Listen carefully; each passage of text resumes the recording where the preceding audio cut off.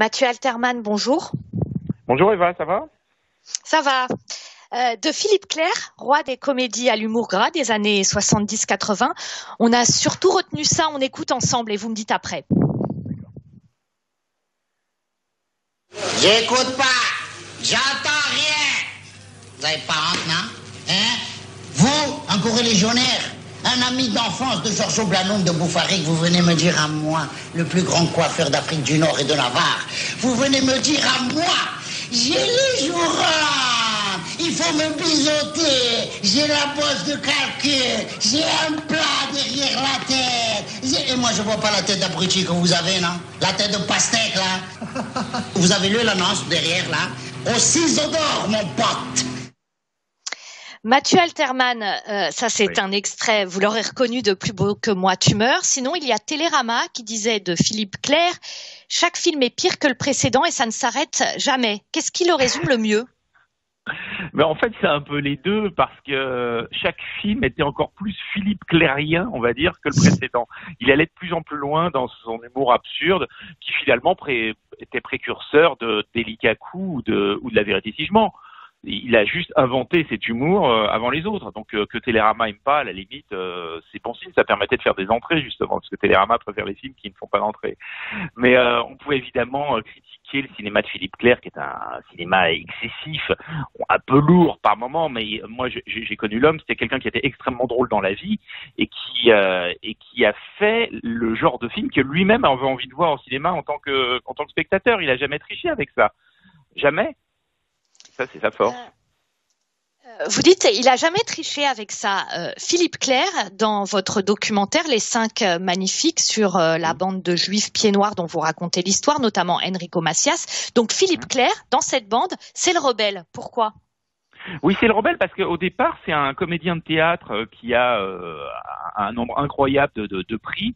Sauf que dans les années 60, vous vous appelez, parce que son vrai nom c'est Prosper Bensoussan, vous savez, vous pouvez pas jouer le Cid quand on a un accent marocain et qu'on s'appelle Prosper Bensoussan. Donc il a dû faire quelque chose qui pouvait correspondre à son personnage. Au départ, c'est pas ça. Au départ, c'est un acteur dramatique, donc il se met dans la comédie et surtout, il va écrire et produire lui-même ses films en dehors du système. Moi, il me dit, c'est incroyable, j'ai fait une quinzaine de films, dont 14 qui ont cartonné, et je suis toujours regardé comme une sorte de paria dans le métier du cinéma, alors qu'il remplissait les salles. On se souvient notamment c'était Zidane qui avait dit que son film préféré c'était Plus beau que moi tu meurs, et le deuxième c'était Toi quand tu parles. Donc Philippe Clair a fait les films qui ont fait le succès du cinéma français des samedis soirs entre 1972 et 1989, ce qui est quand même assez long. Mathieu Alterman, vous soulignez effectivement la longévité de la carrière de Philippe Clair et puis aussi son succès, même si on l'oublie maintenant, hein, c'était le roi des comédies à l'humour gras des années 70-80, mais son vrai nom, vous l'avez dit tout à l'heure, et puis ça s'est un peu entendu dans l'extrait, c'était Prosper Bensoussan. Comment il a décidé de changer de nom, de passer de Prosper Bensoussan à Philippe Clair, et comment il a choisi ce nom? En fait, c'est tout bête. Il cherchait un pseudonyme parce que Prosper Bensoussan était un peu trop marqué sous la France de Gaulle et il avait deux idoles qui étaient Gérard Philippe et René Clair, le réalisateur. Donc il s'est dit bon, on va faire une contraction, Philippe Clair, pourquoi pas, voilà. C'est amusant, il démarre comme acteur en tant que Philippe Clair. On le voit notamment dans un film avec Jean Gabin où il se prend une paire de baffes de la part de Jean Gabin dans les années 60, dans le film qui s'appelle Du Rififi à Paname. Et puis, il va réaliser un premier film qui s'appelle Des clics et des claques, qui est avec Annie Girardot. Il arrive à avoir Annie Girardot dans un film qui parle de cet humour séfarade, qui est le premier film de l'histoire qui parle de l'humour séfarade. La première pièce, c'était La famille Hernandez avec Robert Castel, dont je parle également dans mon documentaire. Et puis, le premier film, c'est celui de Philippe Clair, qui après va reconnaître un grand succès en réalisant le premier film avec les Charlots, La Grande Java, en 1970. Mais c'est grâce à lui qu'Aldo Bastion a pu faire carrière dans les années 80, parce qu'Aldo Bastion, en 1980, est un acteur sur la pente descendante. L'aventure, c'est l'aventure, ça date de 72, vous voyez, ça fait longtemps qu'on n'a pas vu Aldo Bastion vraiment en tête du box-office à l'époque, et il va réussir à relancer sa carrière complètement. Mathieu, Philippe Clair, c'est aussi celui qui donc est l'un des papes des comédies à l'humour gras des années 70-80. Et Philippe Clair, il aimait pas être comparé à l'autre pape de ces comédies à l'humour gras des années 70-80, Max Pécasse. C'était les à nous les petites anglaises, etc. Il aimait pas du tout être comparé à lui. Non, c'est pas à nous les petites anglaises. À nous les petites anglaises, c'est quand même c'est Michael Lang et c'est plutôt un bon film. Max Pécasse, c'est des films comme on se C'est calme, vrai que j'ai affaire à un connaisseur, pardon. Ok. Non, donc, pour le coup, Max Pécasse, vous voyez ces films, c'est pas bon et c'est ennuyeux. Alors que Philippe Clair, on peut très bien ne pas aimer, mais c'est pas ennuyeux. Il y a réellement un gag toutes les 30 secondes. Ce qui est pas pareil que Max Pécasse. Max Pécasse, c'est du nanar vraiment ennuyeux, quoi. Objectivement, c'est moins drôle, quoi. Voilà, quoi. Max Pécasse, c'est bon. Et puis c'était un réalisateur beaucoup plus âgé. Max Pécasse, on sentait qu'il n'apportait pas sa patte, il écrivait pas vraiment même ses films, c'était des films de commande.